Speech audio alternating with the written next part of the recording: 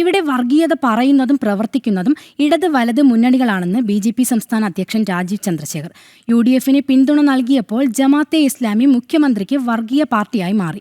2015-ലും 2016-ലും ജമാഅത്തെ ഇസ്ലാമിയുടെ വോട്ട് തേടിയത് LDF ആയിരുന്നുവെന്നും രാജീവ് ചന്ദ്രശേഖർ ചൂണ്ടിക്കാട്ടി. LDFും UDFും ജനങ്ങളെ വിഡ്ഢിയാക്കുന്ന ഒരു രാഷ്ട്രീയമാണ് ഇത്ര കൊല്ലം അവർ ചെയ്യുന്നത്. ഇതിനെക്കുറിച്ചൊരു നല്ല ഡിസ്കഷൻ ഈ നാട്ടിൽ നടക്കണം.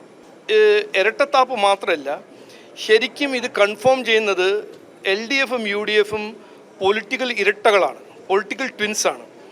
ഇന്നിപ്പോൾ മുഖ്യമന്ത്രിക്കൊരു സങ്കടം എന്താണ്?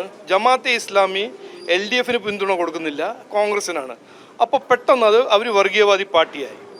അതിനു മുമ്പ് 2015-ലും 2016-ലും ജമാഅത്തെ ഇസ്ലാമിൻ്റെ കാല് പിടിച്ച് വോട്ട് ചോദിക്കുന്നത് LDF ആയിരുന്നു. പക്ഷേ എലക്ഷൻ വരുമ്പോൾ ഇവരെ ഒരു നാടകം ഉണ്ടല്ലോ, ഇത് ജനങ്ങൾ ഇനിയിപ്പോൾ എക്സ്പോസ് ചെയ്യുന്നതാണ് ഞാൻ മനസ്സിലാക്കുന്നത്. ഞാൻ ഹമാസിനെതിരെ സംസാരിച്ചപ്പോൾ ഈ മുഖ്യമന്ത്രിയാണ് എന്നെ വർഗീയവാദി എന്ന് വിളിച്ചത്.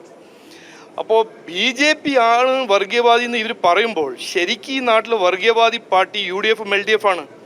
ഇവരുടെ നുണയും ഇവരുടെ ഇരട്ടത്താപ്പും ഇവരുടെ ഈ പൊളിറ്റിക്കൽ ഇരട്ടായിട്ട് നടക്കുന്ന UDFും LDFിൻ്റെ രാഷ്ട്രീയം ഞങ്ങളത് എക്സ്പോസ് ചെയ്യണമെന്നാണ് ഞങ്ങളൊരു ആഗ്രഹം.